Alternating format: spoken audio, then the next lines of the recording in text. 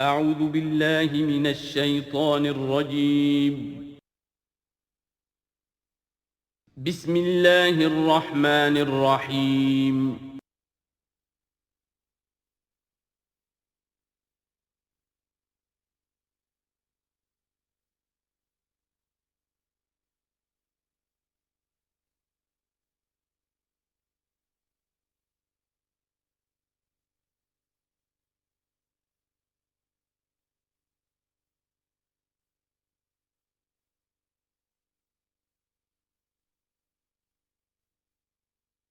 الحمد للہ وکفیٰ والصلاة والسلام علی عبادہ الذین اصطفیٰ خصوصاً علی افضلہم وخاتم النبیین محمد الامین وعلی آلہ وصحبہ اجمعین اما بعد فقد قال اللہ تبارک وتعالی کما ورد فی سورۃ مریم سلام علیہا اعوذ باللہ من الشیطان الرجیم بسم اللہ الرحمن الرحیم واذکر فی الکتاب موسیٰ انہ کان مخلصا وکان رسولا نبیا ونادیناہ من جانب الطور الایمن وقربناہ نجیا ووہبنا لہ من رحمتنا اخاہ ہارون نبیا واذکر فی الکتاب اسماعیل انہ کان صادق الوعد وکان رسولا نبیا وکان یأمر اہلہ بالصلاة والزکاة وکان عند ربہ مرضیا واذکر فی الکتاب ادریس انہ کان صدیقا نبیا ورفعناہ مکانا علیا صدق اللہ العظیم رب اشرح لی صدری ویسر لی امری واحلل عقدۃ من لسانی یفقہوا قولی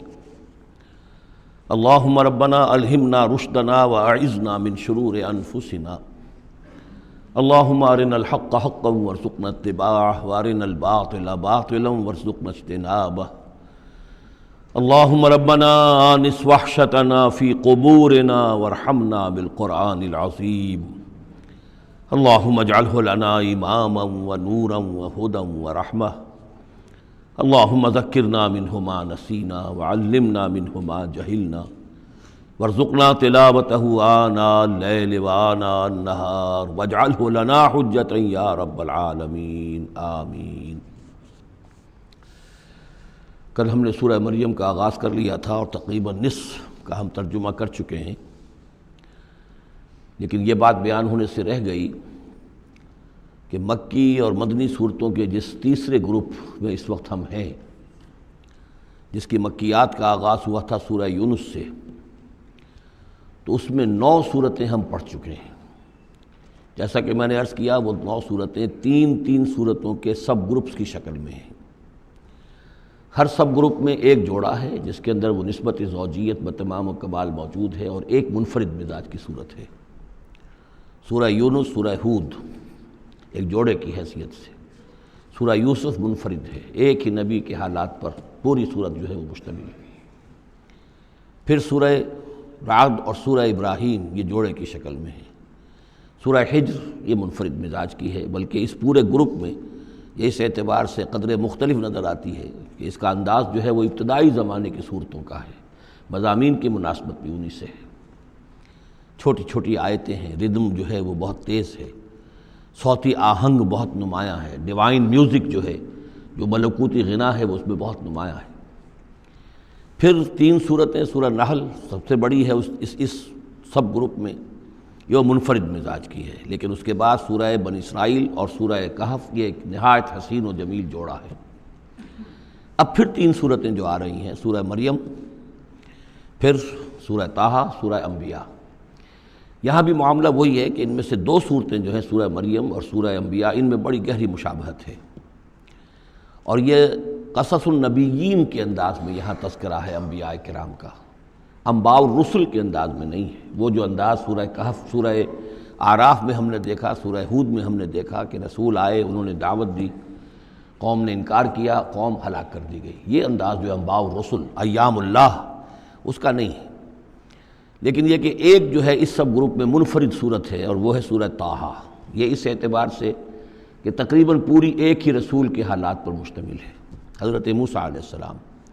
8 میں سے 5 رکوع مسلسل جو ہیں وہ حضرت موسیٰ علیہ السلام کے حالات پر ہیں، اور ان کی ایک نسبت جو معنوی قائم ہو جاتی ہے اس سورہ مبارکہ کی سورہ یوسف کے ساتھ، وہ یہ ہے کہ تاریخی اعتبار سے ہمیں معلوم ہے کہ حضرت یوسف علیہ السلام کے زمانے میں بنی اسرائیل مصر میں جا کر آباد ہوئے، اور حضرت موسیٰ علیہ السلام کے ذریعے سے اللہ تعالیٰ نے انہیں پھر جو مصر میں فرعونیوں نے انہیں جو اپنا غلام بنا لیا تھا اس غلامی سے نجات دلائی، اور وہ واپس مصر سے نکل کر پھر اپنے آبائی وطن جو ہے سمجھیے جو حضرت ابراہیم کا مسکن تھا یعنی فلسطین کی طرف روانہ ہوئے۔ تو ان میں بھی ایک نسبت قائم تو ہو جاتی ہے لیکن وہ فاصلے سے ہے۔ سورہ مریم میں اور سورہ انبیاء میں آپ کو قصص النبیین کے انداز کا بات ملے گی، تو یہ آپ جب ہم پڑھیں گے تو بات نمایاں ہو جائے گی۔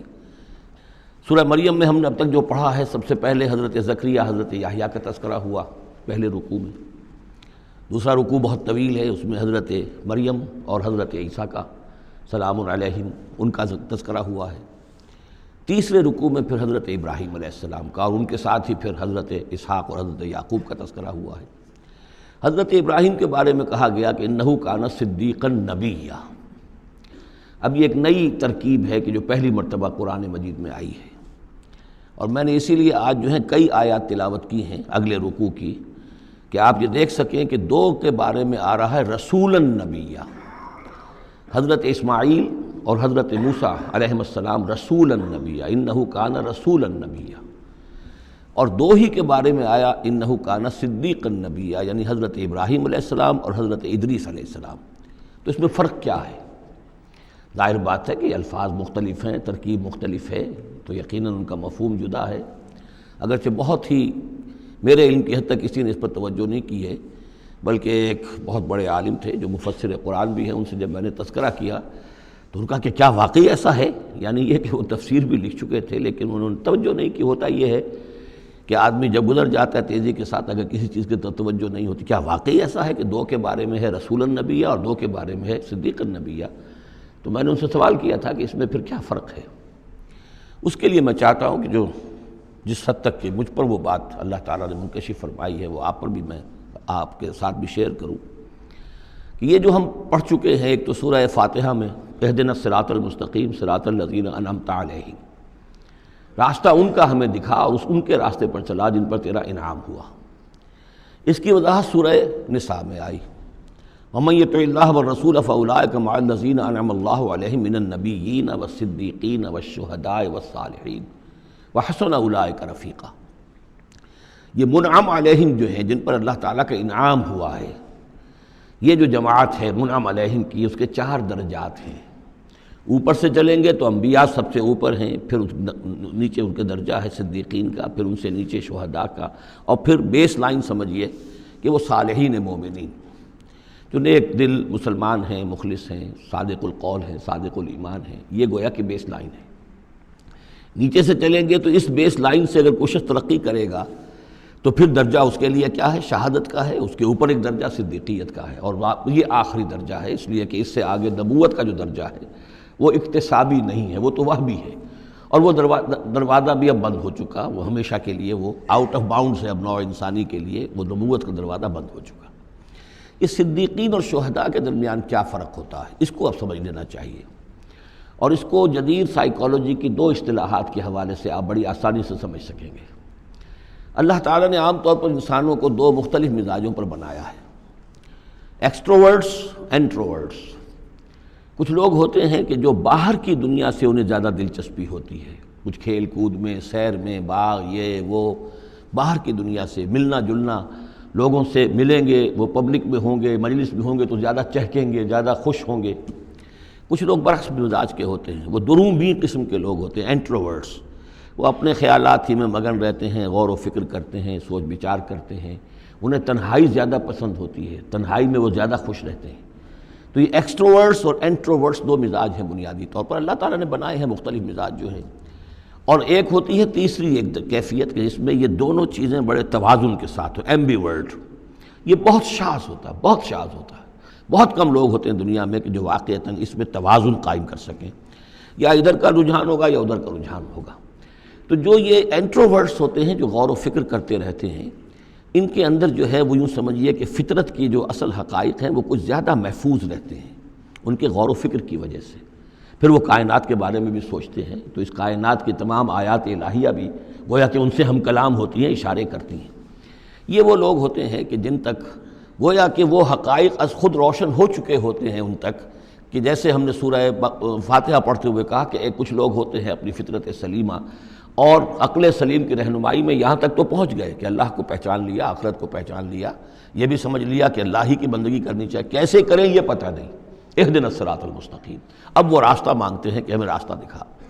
یہ صدیقین ہوتے ہیں، اور ان کی شان یہ ہوتی ہے کہ جیسے ہی کسی نبی کی دعوت ان کے کان میں آتی ہے وہ ایسے لپک کر قبول کرتے ہیں کہ گویا کہ منتظر بیٹھے تھے، جیسے کوئی شخص وضو کر کے بیٹھا ہوا کہ بس اذان کی آواز آئے اور میں چلوں، اتنا ہی ہوتا ہے۔ اسی لیے حضور نے فرمایا ابو بکر رضی اللہ تعالیٰ عنہ کے بارے میں کہ میں نے جس کے سامنے بھی ایمان کی دعوت پیش کی اس نے کچھ نہ کچھ توقف ضرور کیا سوائے ابو بکر کے، ایک لحظے کا توقف نہیں کیا، گویا کہ وہ تو تیار بیٹھے ہوئے تھے۔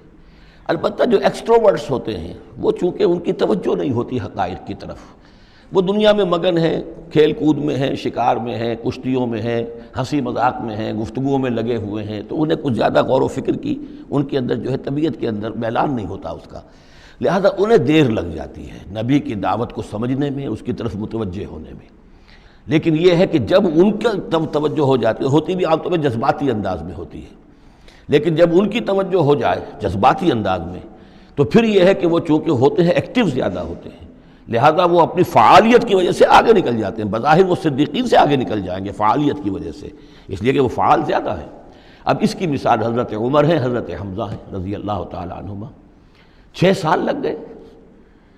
حضرت عمر کے بارے میں تو آپ کہہ سکتے ہیں کہ سب کوئی گھرانہ مختلف تھا، وہ بنو عدی میں سے تھے، حضور بنو ہاشم میں سے تھے، لیکن حضرت حمزہ کو کیوں دیر لگ گئی؟ 6 سال، سگے چچا ہیں، دودھ شریک بھائی ہیں، ساتھ کے کھیلے ہم جولی ہیں، نہایت محبت کرنے والے حضور سے، اور اسی کیفیت کے اندر وہ ایمان لائے کہ ایک روز آئے باہر سے، شکار کھیل کر آ رہے تھے، کئی دن باہر رہے تھے، واپس آئے تو ابھی گھر میں داخل نہیں ہوئے تھے، لونڈی نے کہا کہ آج تو ابو جہل نے بڑی گستاخی کی ہے آپ کے بھتیجے کے ساتھ، اور بس یہ سنتے ہی آگ بگولا ہو کر گئے ہیں، کمان جا کے ماری ابو جہل کے سر میں کہ تم نے یہ کیا ہے، اور اسی وقت کہا اچھا میں اس پر ایمان لایا، آؤ کرو مقابلہ تم۔ یہ ان کے ایمان کا معاملہ ہے۔ تو یہ حمزہ ہیں، اسی طرح حضرت عمر ہیں، چلے تھے حضور کو قتل کرنے کے ارادے سے، لیکن اپنی بہن کے اندر جو دیکھی، اس کے اندر یہ کہاں سے اتنی استقامت آ گئی کہ بھائی جان چاہے آپ ہمیں قتل کر دیں، جان سے مار دیں، لیکن اب یہ جو دین ہم نے قبول کیا اس کو ہم چھوڑنے والے نہیں ہیں۔ بہنوئی کو تو مار مار کے لہو لہان کر دیا تھا سعید ابن زید کو، بہن کو بھی مارا ہے، لیکن پھر اچانک بدل گئے۔ پھر وہی عمر جو ہے جو تلوار ننگی لے کے چلا تھا قتل کرنے کے ارادے سے، گردن میں تلوار حمائل کیے ہوئے، جیسے غلام ہوتے ہیں، ان کے ہاں غلاموں کا رواج یہ تھا، ان کی تلواریں گردنوں میں حمائل ہوتی تھی، وہ آ رہا ہے اور ایمان لا رہا ہے۔ تو یہ ہے شہداء، صدیقین اور شہداء۔ تو اب مزاج جو ہے انبیاء میں بھی آپ کو ملے گا، کچھ لوگوں کا مزاج شہداء سے مناسبت رکھتا ہے۔ حضرت اسماعیل کا آپ نے سنا ہوگا، یہ واقعات قصوں میں آتے ہیں، وہ شکار جیسے کہ حضرت حمزہ کی کیفیت ہے، وہ نکل جاتے تھے۔ حضرت ابراہیم 2 مرتبہ گئے ہیں، ملاقات ہی نہیں ہوئی، اس لیے کہ وہ اپنے شکار پر نکلے ہوئے تھے۔ اس طرح کا معاملہ حضرت اسماعیل کا تھا۔ حضرت موسیٰ بھی جلالی مزاج کے آدمی تھے، ایک آدمی کو مکہ مارا ہے اور اس کی جان نکال دی ہے۔ حضرت ابراہیم وہ دوسری قسم، وہ صدیق النبی، ان کے مزاج جو ہے وہ اس نوعیت کا، صدیقیت کے ساتھ مناسبت رکھنے والا۔ تو نبوت تو ان کو بھی ملی، نبوت ان کو بھی ملی، لیکن مزاجی فرق کی وجہ سے ایک صدیق نبی ہے اور ایک رسول نبی ہے، اس لیے کہ رسول کے ساتھ جو لفظ مناسبت رکھتا ہے وہ شہادت ہے۔ تمام رسول شاہد بنا کر بھیجے گئے ہیں۔ یہ جو کار رسالت ہے، تبلیغ اور اتمام حجت، اس کے اندر تو عمل کا پہلو زیادہ ہے، اور اس میں پھر شہداء زیادہ نمایاں ہوتے ہیں۔ تو رسولوں کے لیے تو ہے ہی یہ، یا ایھا النبی انا ارسلناک شاہدا ومبشرا ونذیرا وداعیا الی اللہ باذنہ وسراجا منیرا، اور جیسے کہ ہم نے پڑھا وکیف اذا جئنا من کل امۃ بشہید، تو رسولوں کے ساتھ مناسبت لفظ کی جو ہے وہ شہادت کی ہے۔ تو گویا کہ شہداء کا مزاج رکھنے والے جو نبی ملے وہ رسول النبیہ ہیں، اور صدیقیت کا مزاج رکھنے والے جن کو نبوت مل گئی وہ صدیق نبی ہیں۔ تو حضرت ابراہیم انہ کان صدیقا نبیہ، وہ تو ہم پڑھ چکے تھے، اب آگے چلیے۔ ابھی اس موضوع پر مزید گفتگو سورہ حدید میں چل کر ہوگی۔ اولئک ھم الصدیقون والشہداء عند ربہم اس کے جو دوسرے رکوع کے آخر میں یہ آیت آئی ہے، تو وہاں جا کر انشاءاللہ اس کے سلسلے میں مزید کچھ گفتگو ہوگی۔ وَاذْكُرْ فِي الْكِتَابِ موسیٰ، اور کتاب میں تذکرہ کیجئے موسیٰ کا، اِنَّهُ كَانَ مُخْلَصًا، یقیناً ہم نے اسے خاص اپنا بنا لیا تھا۔ اس کی تفصیل آگے آ جائے گی سورہ طٰہٰ کے اندر۔ وَكَانَ رَسُولًا نَبِيًّا، اور وہ رسول نبی تھے۔ وَنَادَيْنَاهُ مِن جَانِبِ الطُّورِ الْأَيْمَنِ، اور ہم نے اس کو پکارا، اس سے بات کی، اس کو بلایا طور پہاڑ کے داہنی جانب سے۔ وَقَرَّبْنَاهُ نَجِيًّا، اور اسے قریب ہم نے بلایا سرگوشی کے لیے۔ وَوَهَبْنَا لَهُ مِن رَحْمَتِنَا أَخَاهُ هَارُونَ نَبِيًّا، اور ہم نے اسے اپنی رحمت سے اس کو یہ مقام بھی عطا کیا کہ اس کے بھائی ہارون کو بھی نبوت عطا کر دی، چونکہ یہ درخواست کی تھی حضرت موسیٰ علیہ السلام نے، وہ اگلی صورت میں آ جائے گا۔ وَاذْكُرْ فِي الْكِتَابِ اسماعیل، اور ذرا تذکرہ کیجئے کتاب میں اسماعیل کا بھی، اِنَّهُ كَانَ صَادِقَ الْوَعْدِ، یقیناً وہ بڑے وعدے کے سچے تھے۔ اور خاص طور پر اشارہ ہو رہا ہے اتنا بڑا وعدہ جو حضرت ابراہیم سے اپنے والد سے انہوں نے کیا تھا کہ یا ابت افعل ما تؤمر ستجدنی ان شاء اللہ صابرا، ابا جان کر گزریے جو بھی آپ کو اللہ کی طرف سے حکم آ رہا ہے، مجھے ذبح کرنے کا حکم ہے، ذبح کر دیجئے، انشاءاللہ آپ مجھے صابر پائیں گے۔ تو آخری وقت تک انہوں نے اپنے اس وعدے کو نبھایا اور گردن جو ہے رکھ دی کہ چلائیے چھری۔ صادق الوعد وکان رسول النبی، اور وہ بھی مزاجی اعتبار سے جو میں نے عرض کیا ہے، حضرت حمزہ چونکہ ویسے بھی نسل میں حضرت اسماعیل کی نسل میں سے ہیں، تو اگر آپ دیکھیں گے تو بہت ہی ان کے درمیان شخصیت کی مشابہت نظر آئے گی۔ رسول النبی، وہ رسول نبی تھے۔ وَكَانَ يَأْمُرُ أَهْلَهُ بِالصَّلَاةِ وَالزَّكَاةِ وَكَانَ عِندَ رَبِّهِ مَرْضِيًّا، اور وہ حکم دیتے تھے اپنے گھر والوں کو نماز کا بھی اور زکوٰۃ کا بھی، اور وہ اپنے رب کے نزدیک بہت ہی پسندیدہ تھے، بہت ہی اللہ تعالیٰ کو کے منظور نظر کہہ لیجئے، مرضیہ۔ وَاذْكُرْ فِي الْكِتَابِ ادریس، اور تذکرہ کیجئے کتاب میں ادریس کا بھی۔ یہ ادریس علیہ السلام جو ہیں، یہ ایک نبی ہیں کہ جو حضرت آدم اور حضرت نوح کے مابین گزرے ہیں۔ حضرت آدم اور حضرت نوح کے مابین ایک اور نبی بھی گزرے ہیں، قرآن مجید میں ذکر نہیں ہے، تورات میں، شیس علیہ السلام۔ تو نبی تو یہ ہیں، حضرت آدم پہلے نبی، پھر یہ دو اور نبی ہیں، حضرت ادریس۔ اس تورات میں ان کا نام حنوک ہے، شیس کا نام سیس ہے، وہ تو ٹھیک ہے، اور قرآن مجید میں ان کا تذکرہ بھی نہیں ہے، لیکن حضرت ادریس کا حنوک نام ہے وہاں۔ لیکن یہ کہ یہ دونوں ہیں درمیان میں حضرت آدم اور حضرت نوح علیہ السلام، پہلے رسول حضرت نوح علیہ السلام ہے، یہ دونوں نبی ہیں صرف۔ وَاذْكُرْ فِي الْكِتَابِ ادریس، اور تذکرہ کیجئے کتاب میں، اس قرآن میں، ادریس کا، اِنَّهُ كَانَ صِدِّيقًا نَبِيًّا، یقیناً وہ بھی صدیق نبی تھے، مزاجاً ان کا بھی وہی حضرت ابراہیم کے ساتھ مناسبت، صدیقیت والا مزاج۔ وَرَفَعْنَاهُ مَكَانًا عَلِيًّا، اور ہم نے انہیں اٹھایا تھا بہت بلند مقام تک۔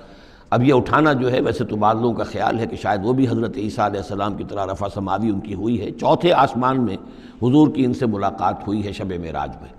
لیکن ایک مفہوم اس کا یہ بھی ہے کہ اونچا مقام دینا، بلند مقام دینا، اس لیے کہ یہاں الہ نہیں ہے، وہاں جو ہے وہ رافعک الیہ، جہاں کہا گیا حضرت عیسیٰ کے بارے میں تمہیں اٹھانے والا ہوں اپنی طرف، تو اس سے مفہوم جو ہے بہت معین ہو جاتا ہے، یہاں ضروری نہیں ہے کہ وہ مفہوم لیا جائے۔ اولئک الذین انعم اللہ علیہم، دیکھیے وہی لفظ آ گیا اب، یہ ہیں وہ لوگ جن پر انعام فرمایا ہے اللہ نے، من النبیین، انبیاء میں سے۔ اب ہم کیونکہ منعم علیہم کے 4 طبقات تھے، ان میں سے یہ انبیاء کا تذکرہ ہو رہا ہے سب کا، تو من النبیین من ذریۃ آدم، اولاد آدم میں سے، وممن حملنا مع نوح، اور پھر بعد ان میں سے ان کی نسل میں سے ہیں جنہیں ہم نے نوح کے ساتھ اس کشتی میں سوار کرایا، ومن ذریۃ ابراہیم، اور پھر ذریۃ ابراہیم میں سے ہیں، ان کی اولاد سے، و اسرائیل، اور حضرت یعقوب کی نسل سے ہیں، وممن ہدینا واجتبینا، اور جنہیں کہ ہم نے ہدایت دی اور جنہیں ہم نے چن لیا، پسند کر لیا۔ اذا تتلیٰ علیہم آیات الرحمن، ان کی کیفیت یہ ہوتی تھی کہ جب رحمان کی آیات ان کو پڑھ کر سنائی جاتی تھی، خروا سجدا و بکیا، تو وہ گر پڑتے تھے اللہ کی جناب میں سجدہ کرتے ہوئے، روتے ہوئے۔ فخلف من بعدہم خلف، پھر ان کی جگہ پر بعد میں آ گئے، ان کے جانشین ہوئے، ان کے وارث ہوئے ایسے ناخلف لوگ۔ یہ خلف کا لفظ جب آتا ہے لام کے جزم کے ساتھ، تو ناخلف یعنی ایسے لوگ کہ جو اپنے اسلاف کے کردار اور ان کی بزرگی جو ہے اس کو برباد کرنے والے، تباہ کرنے والے، ان کی نیک نامی کو بٹا لگانے والے ہوں، ناخلف۔ فخلف من بعدہم خلف، پھر ان کی اولاد میں سے ایسے ناخلف بھی پیدا ہوئے، اضاعوا الصلاۃ، جنہوں نے نماز کو تو ضائع کر دیا، واتبعوا الشہوات، اور خواہشات کی پیروی کی، شہوات، خواہشات، جذبات، فسوف یلقون غیا، تو عنقریب ان کی ملاقات ہو جائے گی گمراہی کے ساتھ، یعنی گمراہی کا جو انجام ہے یہ اس سے دوچار ہو جائیں گے۔ الا من تاب وآمن وعمل صالحا، سوائے اس کے کہ جو توبہ کریں اور ایمان لائیں اور نیک عمل کریں، فاولئک يدخلون الجنہ، وہ لوگ جنت میں داخل ہوں گے، ولا یظلمون شیئا، اور ان پر قطعاً کوئی ظلم نہیں کیا جائے گا، ان کا کوئی حق تلفی نہیں کی جائے گی، ان کے پورے اعمال کا انہیں بدلہ مل جائے گا۔ جنات عدن التی وعد الرحمن وعبادہ بالغیب، یعنی ان کو کیا ملے گا؟ وہ باغات، ریزیڈینشل گارڈن، بسنے والے باغات، رہنے والے باغات، جن کا کہ وعدہ کیا تھا رحمان نے اپنے بندوں سے غیب میں۔ یعنی ظاہر بات ہے قرآن مجید میں وعدہ ہو رہا ہے تو ابھی نہ وہ جنت ہمارے سامنے ہے، نہ خود اللہ تعالیٰ جو ہے روح در روح ہمارے سامنے ہے، ہم ایمان لا رہے ہیں اس پر غیب میں، یؤمنون بالغیب۔ انہ کان وعدہ ماتیا، یقیناً اس کا وعدہ جو ہے وہ تو پورا ہونے والا ہی ہے، اس کو تو وقت پر پہنچنا ہی ہے، اب وہ اپنی جگہ پر پختہ ثابت ہوگا۔ لا یسمعون فیہا لغوا الا سلاما، وہ نہیں سنیں گے اس میں کوئی لغو بات، بس صرف سلام ہی سلام، ہر طرف سے فرشتے آ رہے ہیں تو سلام، قیلا سلاما سلاما۔ وَلَهُمْ رِزْقُهُمْ فِيهَا بُكْرَةً وَعَشِيًّا، اور ان کے لیے ان کا رزق ہوگا اس میں صبح بھی اور شام کو بھی۔ تِلْكَ الْجَنَّةُ الَّتِي نُورِثُ مِنْ عِبَادِنَا مَنْ كَانَ تَقِيًّا، یہ ہے وہ جنت جس کے وارث بنائیں گے ہم اپنے بندوں میں سے ان کو کہ جو متقی ہوں گے، خدا ترس ہوں گے، اللہ سے ڈرنے والے ہوں گے۔ وَمَا نَتَنَزَّلُ إِلَّا بِأَمْرِ رَبِّكَ، اور اے نبی ہم نہیں نازل ہوتے مگر آپ کے رب کے حکم سے۔ لَهُ مَا بَيْنَ أَيْدِينَا وَمَا خَلْفَنَا وَمَا بَيْنَ ذَلِكَ وَمَا كَانَ رَبُّكَ نَسِيًّا، اسی کے اختیار میں ہے جو کچھ ہمارے سامنے ہے اور جو کچھ ہمارے پیچھے ہے اور جو ان دونوں کے مابین ہے، اور اے نبی آپ کا رب بھولنے والا نہیں ہے۔ یہ بہت اہم مضمون ہے، اور در حقیقت ایک مضمون کا یوں سمجھیے کہ سلسلہ شروع ہو رہا ہے جس کی پہلی کڑی یہ ہے۔ اس کو یوں سمجھیے کہ حضور صلی اللہ علیہ وسلم کو جو قرآن مجید سے شغف تھا اور محبت تھی اور شوق تھا آپ کا، تو جو وقفہ پڑ جاتا تھا وہی میں، وہ آپ پر بڑا شاخ گزرتا تھا۔ آپ چاہتے تھے کہ وہی جلدی جلدی آئے تاکہ آپ اس سے اور اپنے وجود پرنور کو مزید منور کریں۔ آپ جو ہے قرآن مجید سے جو آپ کو عشق تھا اس کے بنا پر اس میں آپ کو اجلت رہتی تھی کہ جلدی آئے قرآن۔ تو اس حوالے سے آپ نے حضرت جبرائیل سے شکوہ کیا کہ آپ وقفے وقفے سے آتے ہیں، ہم انتظار کرتے رہتے ہیں۔ اس کا یہ جواب ہے جو جہاں دیا جا رہا ہے، وَمَا نَتَنَزَّلُ إِلَّا بِأَمْرِ رَبِّكَ، اے نبی ہم اپنی مرضی سے نہیں نازل ہو سکتے، ہم نہیں نازل ہوتے مگر آپ کے رب کے حکم سے۔ لَهُ مَا بَيْنَ أَيْدِينَا، یہ بہت ہی یعنی یوں سمجھیے کہ گہرے الفاظ ہیں۔ لَهُ مَا بَيْنَ أَيْدِينَا وَمَا خَلْفَنَا، جو ہمارے آگے ہے اس کا اختیار بھی اللہ ہی کا ہے، جو ہمارے پیچھے ہے اس کا اختیار بھی اللہ ہی کا ہے۔ وَمَا بَيْنَهُمَا وَمَا بَيْنَ ذَلِكَ، آگے اور پیچھے کے مابین کون ہے پھر؟ ہم، میں، میرا وجود، میرے آگے میرے پیچھے، اور ان دونوں کے درمیان کون ہے؟ میں گویا کہ بالکلیہ اللہ تعالیٰ کے حکم کے تابع ہوں۔ فرشتے کی یہی شان ہے کہ فرشتہ جو ہے یفعلون ما یؤمرون، جو حکم ملتا ہے، لا یعصون اللہ ما امرہم، ان کا معاملہ یہ ہے کہ جو بھی اللہ کا حکم ہے گویا کہ وہ تو اس سے سرتابی نہیں کرتے، سرے منہ اس میں فرق نہیں ڈالتے۔ وَمَا نَتَنَزَّلُ إِلَّا بِأَمْرِ رَبِّكَ، ہم نہیں اترتے یا اتر سکتے مگر آپ کے رب کے حکم سے، جب اسی کی مصلحت اور اسی کی مشیت ہوتی ہے وہ وحی دے کر ہمیں بھیجتا ہے۔ لَهُ مَا بَيْنَ أَيْدِينَا وَمَا خَلْفَنَا وَمَا بَيْنَ ذَلِكَ وَمَا كَانَ رَبُّكَ نَسِيًّا، اور اے نبی یہ جو کچھ تاخیر ہو جاتی کسی بھول کی وجہ سے نہیں ہے کہ اللہ کو کوئی نسیان لاحق ہو گیا ہے تو تھوڑی دیر کے لیے توجہ کہیں اور ہو گئی ہے، معاذ اللہ، تیرا رب جو ہے بھولنے والا نہیں ہے بلکہ یہ حکمت کے تحت ہے، اللہ تعالیٰ کی مشیت یہ ہے۔ كَذَلِكَ لِنُثَبِّتَ بِهِ فُؤَادَكَ رَتَّلَ اللَّهُ تَرْتِيلًا، وہ جو ہم پڑھ چکے سورہ بنی اسرائیل میں بھی، وَقُرْآنًا فَرَقْنَاهُ لِتَقْرَأَهُ عَلَى النَّاسِ عَلَى مُكْثٍ وَنَزَّلْنَاهُ تَنزِيلًا، یہ ہماری حکمت ہے کہ ذرا وقفے سے آپ یہ قرآن لوگوں کو پڑھ کر سنائیں۔ رب السماوات والارض، وہ رب ہے آسمانوں کا اور زمین کا، وما بینہما، اور جو ان دونوں کے مابین ہے، فاعبدہ، پس اسی کی بندگی اور پرستش کیجئے، واصطبر علیہ لعبادتہ، اور اس کی عبادت کے اوپر پوری طرح جمے رہیے، صبر کیجئے۔ ہل تعلم لہ سمیہ، تو کیا تم جانتے ہو کہ اس کی سی شان کا کوئی اور بھی کوئی اور ہستی ہے؟ ظاہر بات ہے جو شان اللہ کی ہے اس کی سی شان رکھنے والی کوئی اور ہستی کائنات میں موجود نہیں۔ وَيَقُولُ الْإِنسَانُ وَإِذَا مَا مِتُّ لَسَوْفَ أُخْرَجُ حَيًّا، اور یہ انسان کہتا ہے حیران ہو کر، کیا میں جب مر جاؤں گا تو پھر مجھے زندہ کر کے اٹھا لیا جائے گا؟ یعنی یہ وہ لوگ ان میں سے کہ جو بعث بعد الموت کے منکر تھے۔ میں نے بارہا آپ کو بتایا کہ اکثر و بیشتر تو وہ مانتے تھے، لیکن وہ کہتے تھے کہ وہاں ہمیں چھڑانے والے ہیں، ہمارے شفعاء ہیں، ہؤلاء شفعاؤنا عند اللہ، تو بعث بعد الموت کے وہ منکر نہیں تھے، لیکن ایک طبقہ ان میں ایسے لوگوں کا بھی تھا۔ اب یہ ان کی بات ہو رہی ہے۔ وَيَقُولُ الْإِنسَانُ وَإِذَا مَا مِتُّ لَسَوْفَ أُخْرَجُ حَيًّا، کہ جب میں مر جاؤں گا پھر مجھے دوبارہ اٹھا لیا جائے گا اور نکال دیا جائے گا۔ اولا یذکر الانسان، تو کیا اس انسان کو یہ یاد نہیں ہے انا خلقناہ من قبل ولم یک شیئا، کہ وہ کچھ بھی نہیں تھا اور ہم نے اسے پیدا کیا ہے، تو کیا مشکل ہے ہمارے لیے دوبارہ اس کو پیدا کر دینا؟ کیا تھا وہ پہلے، اس کی کیا حقیقت تھی؟ یعنی جہاں سے ہم اپنے آپ کو جانتے ہیں وہ بھی ظاہر بات ہے کہ ایک نطفہ ایک ہے، اس سے ہمارا آغاز ہوا، یہ تو سبھی جانتے ہیں نا۔ تو اس سے اللہ تعالیٰ نے اگر انسان بنا دیا ہے تو کیا اللہ تعالیٰ دوبارہ تمہیں پیدا نہیں کر سکتا؟ فَوَرَبِّكَ، تو قسم ہے تیرے رب کی، لَنَحْشُرَنَّهُمْ وَالشَّيَاطِينَ، ہم جمع کریں گے ان سب کو بھی اور تمام شیطانوں کو، ثُمَّ لَنُحْضِرَنَّهُمْ حَوْلَ جَهَنَّمَ جِثِيًّا، اور پھر ہم سب کو جمع کر لیں گے جہنم کے گرد کہ یہ اپنے گھٹنوں کے بل گرے ہوئے ہوں گے۔ ثُمَّ لَنَنزِعَنَّ مِن كُلِّ شِيَّةٍ أَيُّهُمْ أَشَدُّ عَلَى الرَّحْمَنِ عِتِيًّا، پھر ہم ہر گروہ میں سے، ہر قوم میں سے پھر نکالیں گے کون ہیں وہ جو سب سے زیادہ اکڑنے والے تھے رحمان کے مقابلے میں۔ بلاؤ ادھر سے ابو جہل کو اور بلاؤ ادھر سے عقبہ ابن ابی معیط کو، ہر گروہ میں سے جو سب سے زیادہ اللہ کی اس کے ساتھ گستاخی کرنے والا اور سب سے زیادہ تکبر کرنے والا تھا، پھر اس کو آگے نکال کر نمایاں کیا جائے گا۔ ثم لنحن عالم بالذین هم اولی بحاصلیہ، پھر ہم خوب جانتے ہیں ان لوگوں کو کہ جو بہت زیادہ قابل ہوں گے اور سب سے پہلے داخل ہونے والے ہوں گے اس جہنم کے اندر۔ وَإِن مِّنكُمْ إِلَّا وَارِدُهَا کان علی ربک حتما مقضیا، اور تم میں سے کوئی بھی نہیں ہے مگر یہ کہ اسے ایک مرتبہ جہنم پر آنا ہوگا۔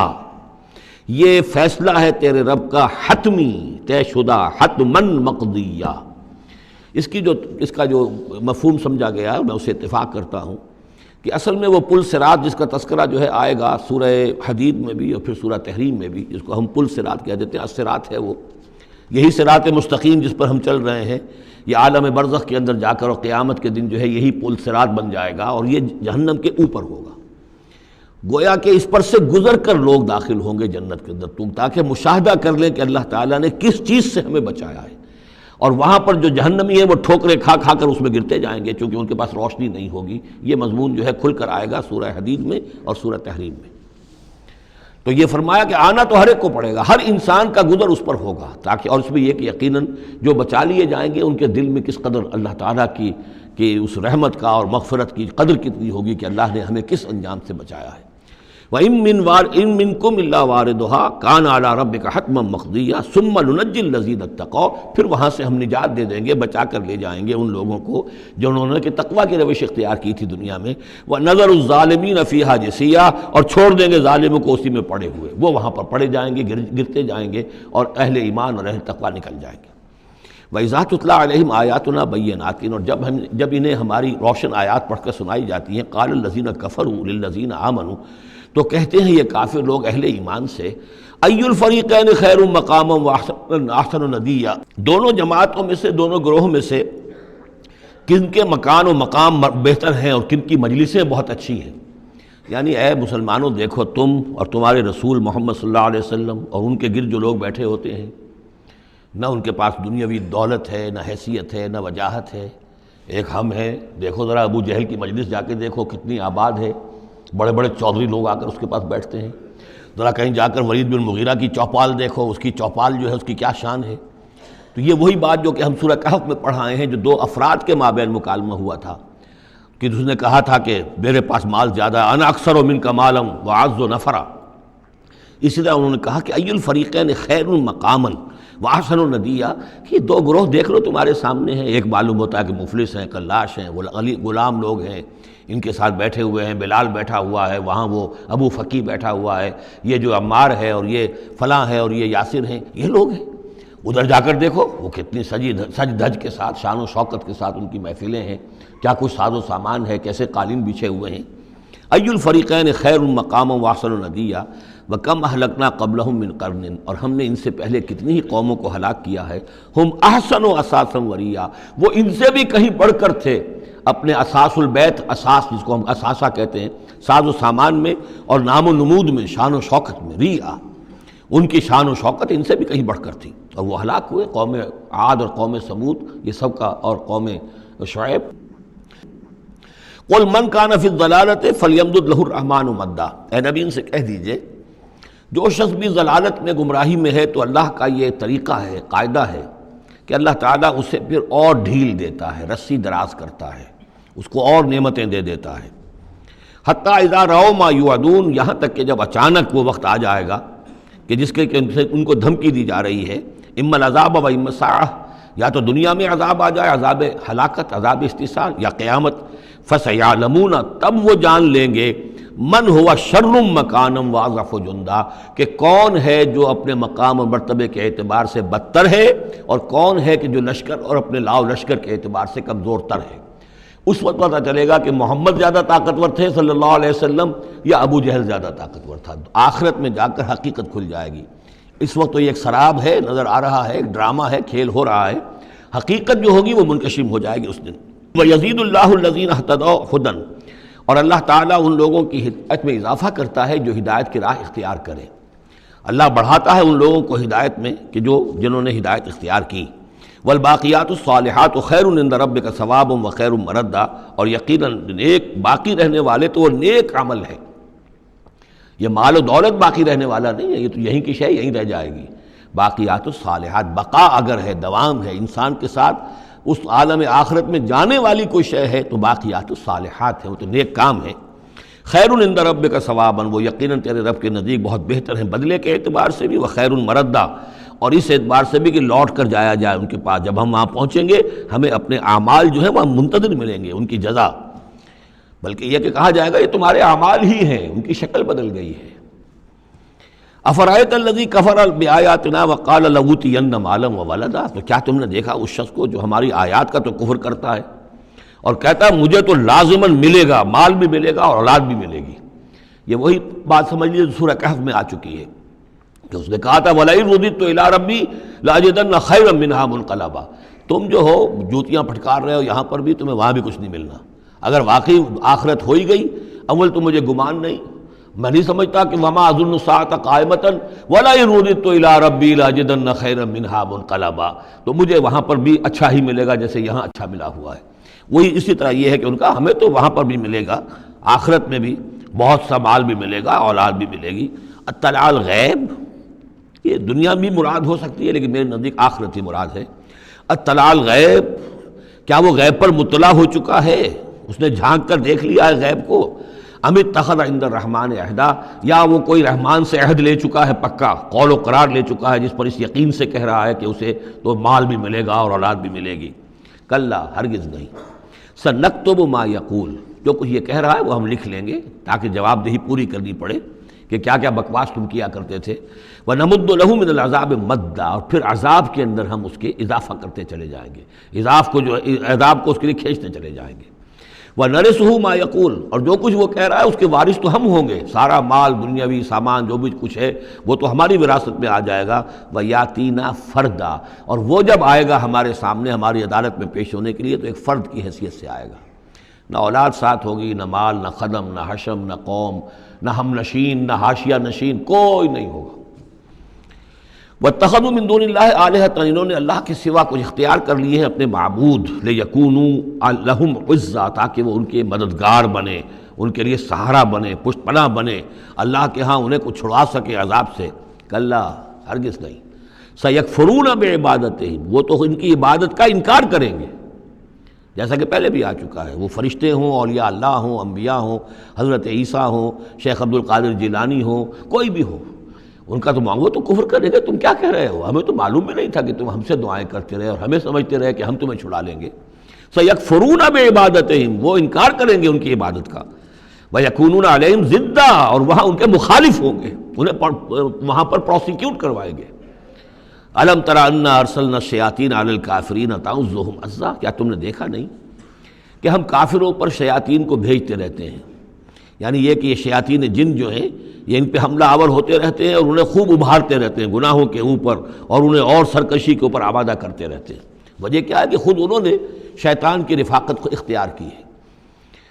فلا تعجل علیہم، اب یہ مضمون یہاں دوسری مرتبہ آ گیا، عجلت نہیں، فلا تعجل علیہم۔ ایک تو فرمایا قرآن مجید کے ضمن میں عجلت نہ کیجیے، اس کی جو بھی تنزیل ہے وہ اللہ تعالیٰ کی حکمت کے تحت جو اس میں تدریج ہے اسی کو آپ سمجھیے کہ خیر اسی میں ہے، آپ کا شوق اپنی جگہ ہے، لیکن یہ کہ ایک دوسری بات فلا تعجل علیہم، ان کے بارے میں بھی آپ جلدی نہ کیجیے، ایسا نہ ہو کہ آپ کے دل میں یہ خیال آئے کہ اب ان کفار مکہ کی رسی جو ہے مزید دراز نہیں ہونی چاہیے، اب ان کو پکڑ لیا جانا چاہیے، انہوں نے حد کر دی ہے۔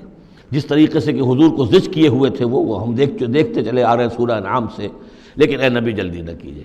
فلا تعجل علیہم، ان کی مخالفت، علی یہاں پر آ رہا ہے، فلا تعجل علیہم انما نعد لہم عدا، ہم ان کی پوری گنتی کر رہے ہیں، ایک ایک عمل ان کا لکھا جا رہا ہے، ہر چیز کا ان کو جواب دہی کرنی ہوگی، ہر چیز کی ان کو سزا مل جائے گی، لیکن یہ کہ ہمارے ہر کام کے اندر جو بھی فطری تدریج ہے، اس کی جو توقیت ہے، اس کا جو نظام ہم نے بنا رکھا ہے، وہ اسی کے مطابق ہوگا۔ یوم نحشر المتقین الی الرحمن وفدا، یاد کرو جس دن کہ ہم جمع کریں گے اہل تقویٰ کو، وہ رحمان کی طرف آئیں گے مہمانوں کی صورت میں، جیسے مہمانوں کا استقبال ہوتا ہے، وفد آیا ہے۔ وَنَسُوقُ الْمُجْرِمِينَ إِلَىٰ جَهَنَّمَ وِرْدًا، اور جو مجرم ہیں انہیں ہم دھکیلیں گے، دھکے دیں گے، ہانک کر لے جائیں گے جہنم کی طرف، جیسے کہ کوئی پیاسے جانور جاتے ہیں گھاٹ کی طرف۔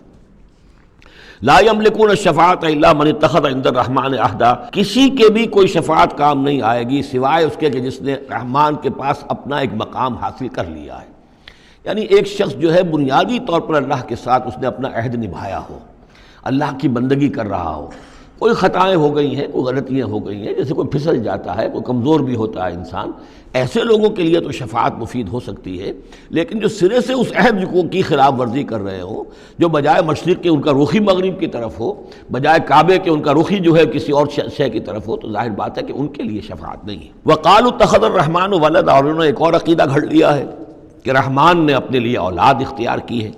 لَقَدْ جِئْتُمْ شَيْئًا إِدًّا، دیکھو تم نے یہ بہت بڑی بھاری بات کہی ہے، یہ بہت بڑی گستاخی ہے اللہ کی جناب میں، اور کتنی بھاری گستاخی ہے ذرا نوٹ کیجئے الفاظ، تکاد السماوات یتفطرن منہ، قریب ہے کہ آسمان پھٹ پڑے تمہاری اس گستاخی پر، وتنشق الارض، اور قریب ہے کہ زمین شق ہو جائے، وتخر الجبال حدا، اور یہ پہاڑ جو ہے دھماکے کے ساتھ گر پڑے، ان دعوا للرحمن ولدا، کہ انہوں نے رحمان کے لیے بیٹا قرار دیا، بیٹی قرار دی۔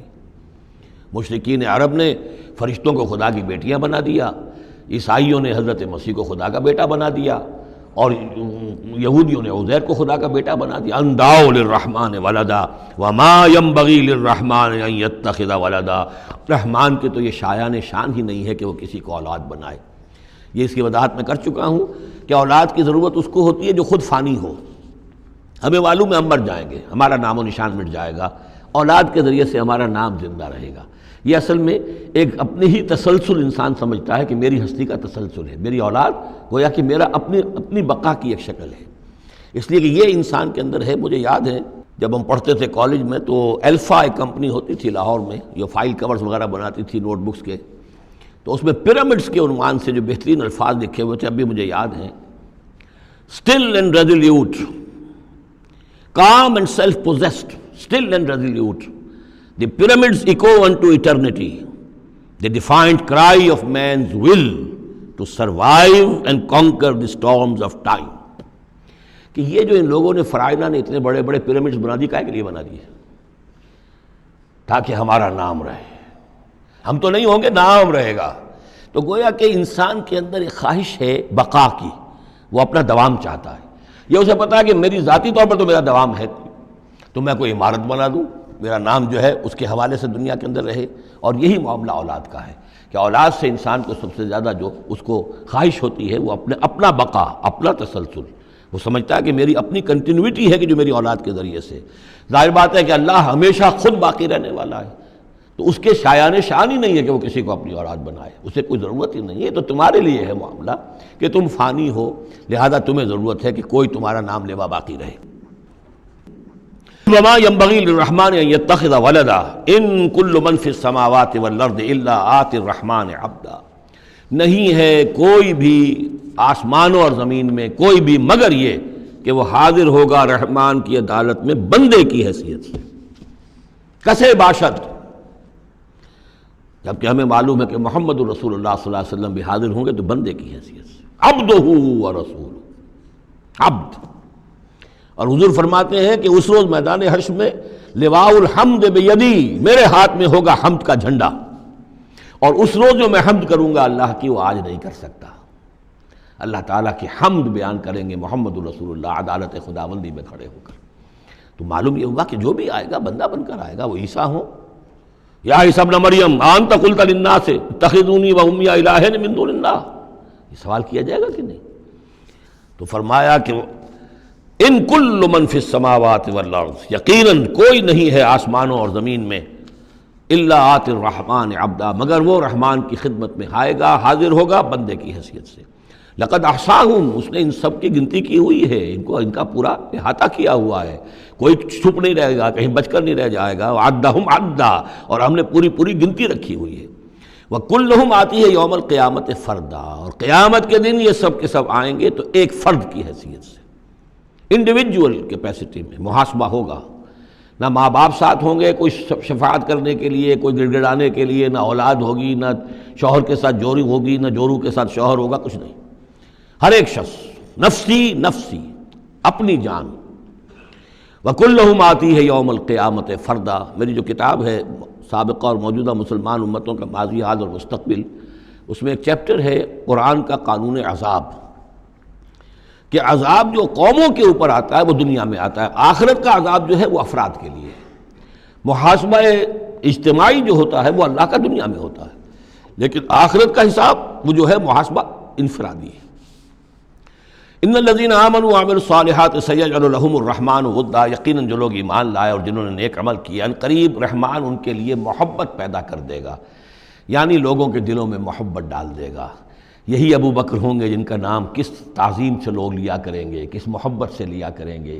یہی بلال ہوں گے جن کی جو تعظیم ہوگی، جن کی کتنی محبت کی جائے گی۔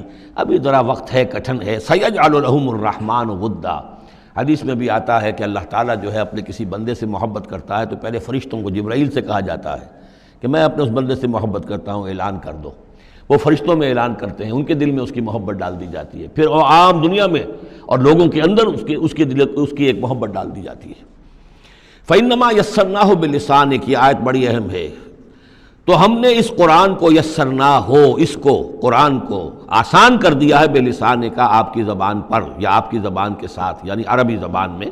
یہ بہت آسان ہے، بہت ہی ستھری زبان ہے، سادہ زبان ہے، جس کو ہم کہتے ہیں کہ سہل ممتنع، اس کے اندر ثقالت نہیں ہے، بوجھل پن کا نہیں ہے، بہت بھاری بھرکم الفاظ کہیں کہیں شاذ آئے ہیں، ورنہ عام طور پر قرآن مجید جو بڑی سلیس زبان میں ہے۔ انما یسرناہ لسانک، بلسانک لتبشر بہ المتقین، تاکہ آپ بشارت دیں اس کے ذریعے سے متقیوں کو، وتنذر بہ قوما لدا، اور اس کے ذریعے سے انذار فرمائے۔ یعنی آپ کی دعوت کا مرکز و محور اور آپ کا آلہ جو ہے، آلہ دعوت، آلہ انقلاب، وہ قرآن مجید ہے۔ انذار کیجئے قرآن کے ذریعے، تبشیر کیجئے قرآن کے ذریعے، تذکیر کیجئے قرآن کے ذریعے۔ فذکر بالقرآن من یخاف وعید، تذکیر ہو، واعظ ہو قرآن کے ذریعے۔ یا ایھا الناس قد جاءتکم موعظۃ من ربکم، اس سے بڑا واعظ اور کوئی نہیں۔ تزکیہ نفس ہو قرآن کے ذریعے سے، شفاء لما فی الصدور یہ ہے، سورہ یونس میں بھی آ چکا، سورہ بنی اسرائیل میں بھی آ چکا۔ وَنُنَزِّلُ مِنَ الْقُرْآنِ مَا هُوَ شِفَاءٌ وَرَحْمَةٌ لِّلْمُؤْمِنِينَ، تو قرآن مجید ہی در حقیقت دعوت اور تربیت کا اور تعلیم کا گویا کہ اس کا محور ہے، مرکز و محور۔ فَإِنَّمَا يَسَّرْنَاهُ بِلِسَانِكَ لِتُبَشِّرَ بِهِ الْمُتَّقِينَ وَتُنذِرَ بِهِ قَوْمًا لُدًّا وَكَمْ أَهْلَكْنَا قَبْلَهُم مِّن قَرْنٍ، اور ان سے پہلے ہم نے کتنی ہی قوموں کو ہلاک کیا۔ هل تحس منهم من احد، ان میں سے کسی کی کوئی آہٹ تمہیں نظر آتی ہے؟ کہیں کوئی باقی ہے نام و نشان؟ کہیں عاد کا کوئی نام و نشان باقی ہے؟ اور تسمع لهم رکزا، یا کہیں ان کی کوئی بھنک تمہارے کان میں آتی ہے؟ معلومہ نسیم منسیہ، ختم ہو گئے۔ تو اسی طریقے سے یہ آج اکڑ رہے ہیں، ان کا حال بھی یہی ہو جائے گا۔ بسم اللہ الرحمن الرحیم۔ طٰہ، یہ پھر حروف مقطعات ہیں۔ ما انزلنا علیک القرآن لتشقی، ہم نے یہ قرآن آپ پر اس لیے نازل نہیں کیا کہ آپ مشقت میں پڑھیں، لیکن یہاں یہ کہ تشقی جو ہے وہ نامرادی کے لیے بھی آتا ہے۔ یہ عربی زبان میں یہ جو بعض حروف ہیں، را با با، رب، لیکن یہ کہ را با وا یا جس سے ربا بنتا ہے، ان میں بہت قرب ہے۔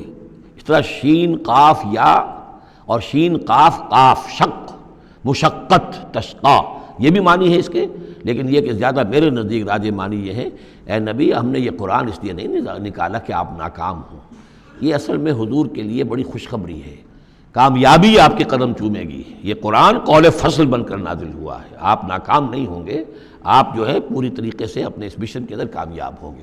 عام طور پہ ترجمہ یہ کیا گیا ہے کہ آپ مشقت میں نہ پڑیں، محنت میں نہ پڑیں، آپ کا کام پہنچا دینا ہے، باقی اب لوگ نہیں مان رہے تو اس کی وجہ سے آپ اپنے آپ کو اس صدمے سے ہلاک نہ کر دیجئے کہ لعلک باخع نفسک علی آثارہم ان لم یؤمنوا بہذا الحدیث اسفا الا یکونوا مؤمنین الا تذکرۃ لمن یخشی۔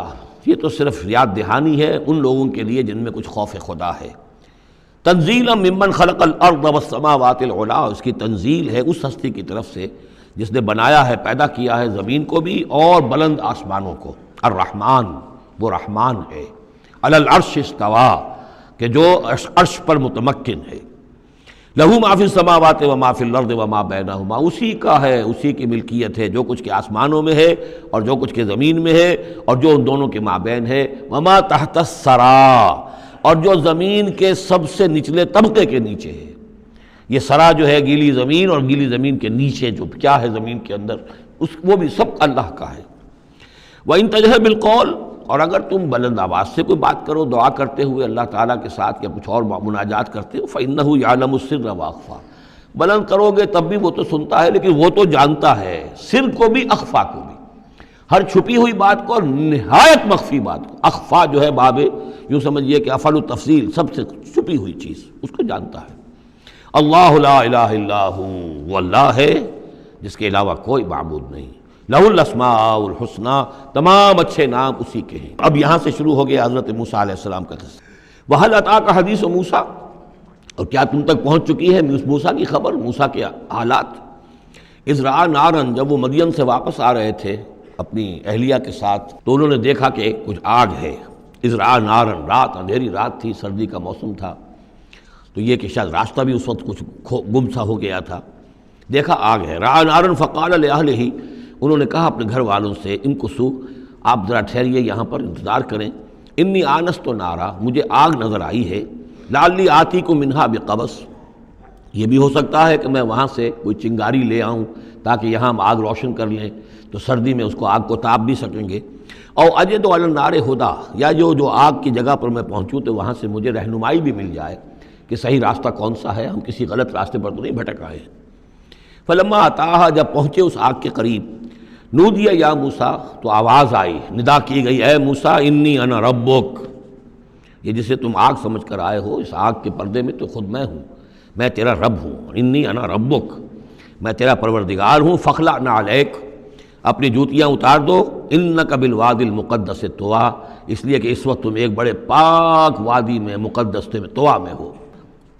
وانا اخترتک، اور میں نے تمہیں اختیار کر لیا ہے، پسند کر لیا ہے، چن لیا ہے، ایک بڑے مشن کے لیے تمہارا سلیکشن ہو گیا ہے۔ فاستمع لما یوحیٰ، تو اب ذرا توجہ سے سنو جو وحی تم پر کی جا رہی ہے۔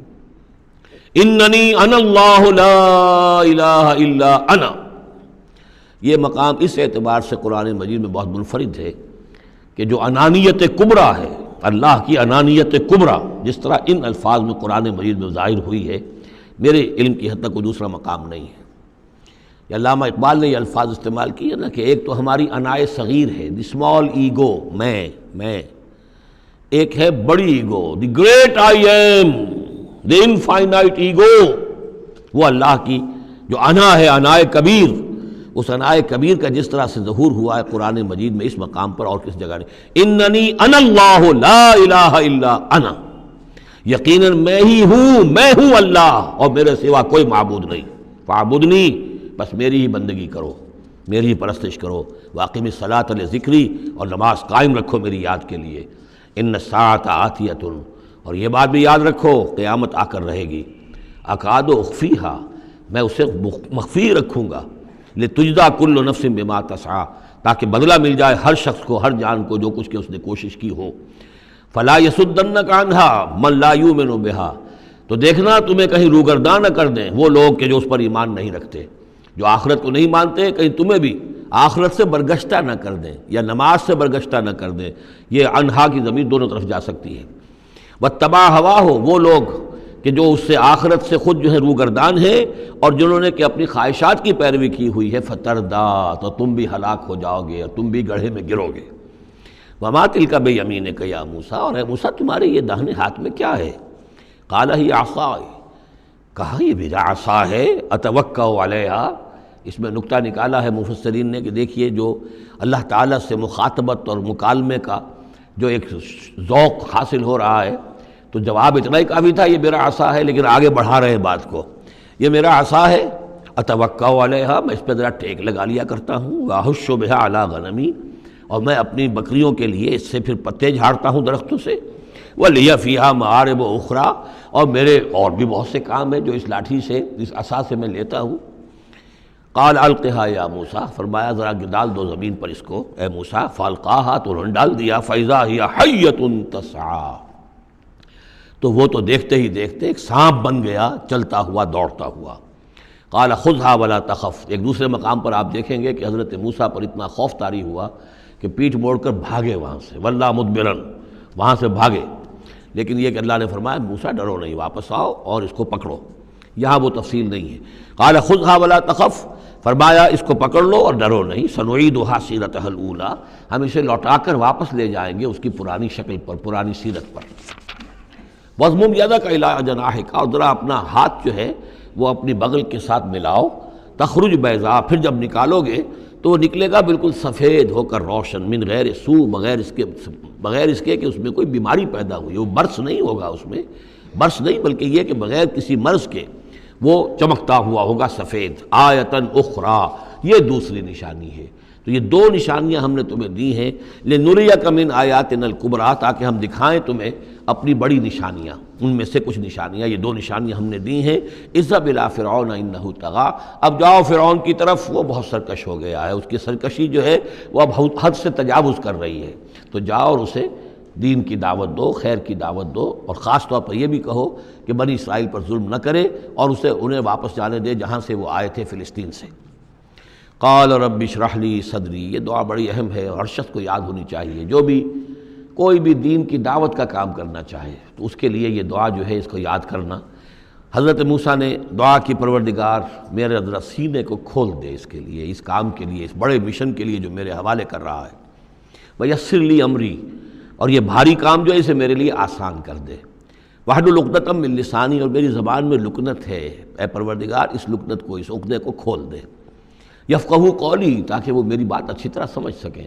لکنت والا شخص جو ہے ظاہر بات جب گفتگو کرتا ہے تو لوگوں کو سمجھنے میں دقت ہوتی ہے۔ وَاجْعَلْ لِي وَزِيرًا مِّنْ أَهْلِي، ایک اور درخواست میری یہ ہے کہ میرا ایک وزیر بنا دیجئے میرے خاندان میں سے۔ وزیر وزر سے ہے بوجھ اٹھانے والا، یعنی ذمہ داریوں میں کوئی مدد کرنے والا، سہارا بننے والا۔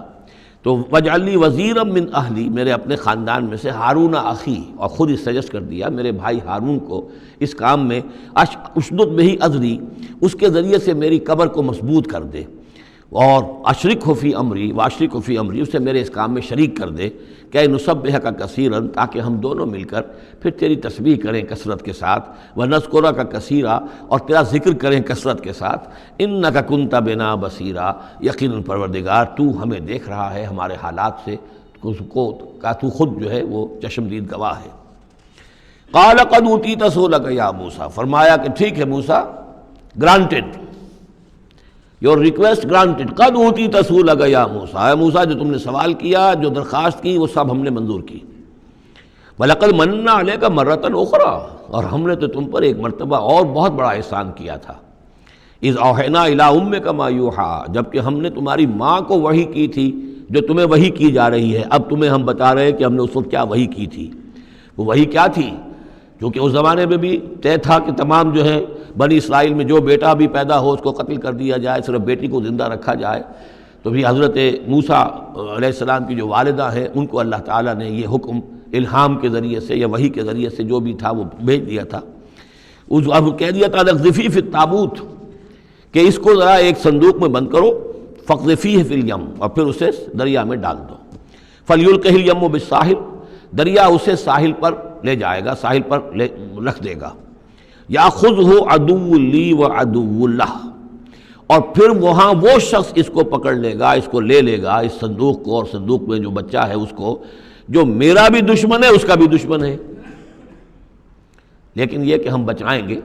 اب اس سے آگے جو ہے حضرت موسیٰ کی والدہ سے کیا کہا، اس سے آگے اب خود اپنی بات شروع کر دی اللہ تعالیٰ نے. یہ اللہ قرآن کا یہ اسلوب ہے، پوری بات نہیں، باقی یہ کہ فل ان دی گیپس، باقی ساری گفتگو جو ہے وہ آپ خود جو ہے اس پورے سیاق و سباق سے سمجھ سکتے ہیں. وَأَلْقَيْتُ عَلَيْكَ مَحَبَّةً مِّنِّي، اور ہم نے اے موسیٰ تمہارے اوپر اپنی خاص ایک محبت کا پرتو ڈال دیا. بڑی موہنی صورت، بڑی موہنی صورت، دیکھتے ہی گرویدہ ہو جائیں. اب اللہ نے کہا محبتم منی، القیت علیک محبتم منی، یعنی یہ کہ وہ پورا نقشہ اب یہاں پر جو ہے کہ وہ ساحل میں وہ صندوق ڈال دیا گیا، وہ چلتا گیا، اور اس ساتھ ہی اس کی بہن سے، حضرت موسیٰ کی بڑی بہن تھی، ہمشیرہ تھی، کہہ دیا کہ ساحل کے ساتھ ساتھ تم جاتے بھی رہو، چلتی رہو، دیکھو کہاں جاتا ہے، یہ کیا ہوتا ہے. اور اس نے جا کے بتا بھی دیا کہ وہ محل میں پہنچ گیا ہے صندوق. وہ صندوق کھولا گیا، بچہ نکل آیا، اور اس وقت جو ہے وہ تو قتل کرنے پر تلا ہوا تھا فرعون، لیکن یہ کہ وہ حضرت آسیہ جو تھی بنی اسرائیل ہی میں سے اور بڑی نیک عورت تھی، اور وہ فرعون کے گھر میں تھی اس وقت، انہوں نے کہا کہ قرۃ لی ولک، یہ قرۃ عین لی ولک، یہ میری اور تمہاری لیے آنکھوں کی ٹھنڈک بنے گا، ہمیں اللہ نے اولاد نہیں دی، اسے قتل نہ کرو. اور ادھر اللہ تعالیٰ نے ایسا ان کے چہرے کے اوپر جو ہے وہ ایسے اثرات پیدا کر دیے تھے کہ دیکھتے ہی کوئی شخص جو ہے وہ بالکل ان کا گرویدہ ہو جائے. وَأَلْقَيْتُ عَلَيْكَ مَحَبَّةً مِّنِّي، میں نے خاص اپنی طرف سے تمہارے اوپر ایک اپنی محبت کا پرتو ڈالا. وَلِتُصْنِعَ عَلَىٰ عَيْنِي، اور یہ اس لیے کیا ہم نے تاکہ دشمن بھی جو تمہارے گرویدہ ہو جائیں اور پھر تمہاری پرورش ہو. تصنع، تمہیں بنایا جائے، مصنع جس کو کہتے ہیں کارخانہ. اب وہ کارخانہ تربیت کا کارخانہ محل ہے. تصنع علی عینی، ہماری نگاہوں کے سامنے تمہاری تربیت ہو. اس تمشی اختوں کا، جب تمہاری بہن چلتی ہوئی وہاں تک پہنچ گئی، فتقول هل ادلکم علی من یکفلہ، ہوا یہ کہ اللہ تعالیٰ نے حضرت موسیٰ علیہ السلام کو حکم دے دیا تھا بچے کی حیثیت ہی سے کہ کسی بھی دائی کا اور دایا کا جو دودھ جو ہے وہ نہ پیے. اب انہوں نے بہت سی عورتیں بلائی کہ جن کا یہ دودھ پی سکے تاکہ بچے کو پالنا، آخر کیسے پلائے، لیکن یہ کہ وہ کسی کا دودھ پی نہیں رہا ہے. تو وہ بہن جو اب کھڑی ہوئی دیکھ رہی تھی، اس نے کہا هل ادلکم علی من یکفلہ، کیا میں تمہیں بتاؤں ایک خاندان ہے ایسا کہ جو کفالت کرے گا تمہارے لیے، اس بچے کی پرورش کرے گا. نتیجہ کیا ہوا کہ پھر وہ ماں آئی اور ماں کا دودھ پیا، اور ماں کی گود میں اللہ نے پھر پہنچا دیا حضرت موسیٰ علیہ السلام کو. فرجعناک الی امک، تو ہم نے لوٹا دیا تمہیں اے موسیٰ تمہارے ماں کی طرف، کہ تقر عینھا ولا تحزن، تاکہ اس کی آنکھ ٹھنڈی رہے اور وہ غم نہ کھائے. اللہ تعالیٰ کو تو اپنے بندوں کے احساسات و جذبات کا اس حد تک پاس ہے کہ پھر اس کی گود جو ہے اس کے اندر اپنا اس کا بچہ پہنچا دیا گیا. فرجعناک الی امک کہ تقر عینھا ولا تحزن، تاکہ اس کی آنکھ ٹھنڈی رہے اور وہ حزن میں مبتلا نہ ہو. وقتلت نفسا، اور اے موسیٰ پھر جب تم جوان ہوئے تو تمہارے ہاتھوں ایک جان قتل ہو گئی تھی، تم نے ایک قبطی کو قتل کر دیا تھا. فنجیناک من الغم، تو ہم نے تمہیں اس غم سے نجات دی. وفتناک فتونا، اور پھر تمہیں بہت سے امتحانات میں سے گزارا، بہت سی آزمائشوں میں سے گزارا، بہت سی بھٹیوں میں سے گزارا. فلبثت سنین فی اہل مدین، یہ سورہ قصص میں آئے گی ساری تفصیل، جس کو یہاں پر 2-3 آیتوں میں بیان کیا گیا ہے، اس کی تفصیل سورہ قصص میں. فلبثت سنین فی اہل مدین، پھر تم اہل مدین میں رہے کئی سال. ثم جئت علی قدری یا موسیٰ، پھر اے موسیٰ جو یہاں آئے ہو تو یوں نہ سمجھو کہ اچانک آ گئے ہو، یہ تمہیں تقدیر لے کر آئی ہے، میرا فیصلہ لے کر آیا ہے. یہ سارا معاملہ جو ہے یہ پلانڈ ہے، یہ ہم نے اس طریقے سے کیا ہے. یہ ساری چیز جو ہے یہ از خود نہیں ہو گئی ہے، الٹپ نہیں ہو گئی ہے، یہ کوئی اندھا بہرا جو ہے وہ چانس نہیں ہے. ثم جئت علی قدری یا موسیٰ واصطنعتک لنفسی، اور میں نے تمہیں بنایا ہے، تیار کیا ہے. یہ صنعت ہی سے اصطناع باب افتعال، لیکن صاد کی مناسبت سے تیج ہے وہ توئے میں بدل گئی ہے. میں نے تمہیں تیار کیا ہے، خاص طور پر تمہارے اندر خصوصی صلاحیتیں پیدا کی ہیں، تمہیں خاص طور پر بادشاہ کے محل میں پرورش کروایا ہے، اس لیے کہ مجھے تم سے ایک بڑا کام لینا ہے. واصطنعتک لنفسی اذهب انت واخوک بآیاتی ولا تنیا فی ذکری، جاؤ تم اور تمہارا بھائی میری یہ نشانیاں لے جاؤ اور دیکھنا میرے ذکر میں سستی نہ کرنا. اذهبا الی فرعون انه طغى، جاؤ تم دونوں فرعون کی طرف، وہ یقیناً بہت سرکش ہو گیا ہے. فقولا له قولا لینا لعله يتذکر او یخشی، تو دیکھو جا کر وہاں پر بات کرنا اس سے بڑی نرم، ایسا تاکہ شاید کہ وہ سوچے یا اس کے دل میں بھی خوف پیدا ہو جائے. قالا ربنا اننا نخاف ان یفرط علینا، انہوں نے کہا پروردگار ہمیں تو اندیشہ یہ ہے کہ وہ اچانک ہم پر پھٹ پڑے، بھڑک اٹھے اور ہمارے اوپر بھبک پڑے اور یطغی یا ہم پر کوئی زیادتی کرے. قال لا تخافا فرمایا نہیں تم دونوں ڈرو نہیں، اننی معکما اسمع و ارا، میں تم دونوں کے ساتھ ہی ہوں، ہر بات سنوں گا بھی، سنتا بھی ہوں، دیکھوں گا اور دیکھتا ہوں۔ بارک اللہ لی ولکم فی القرآن العظیم ونفعنی وإیاکم بالآیات والذکر الحکیم۔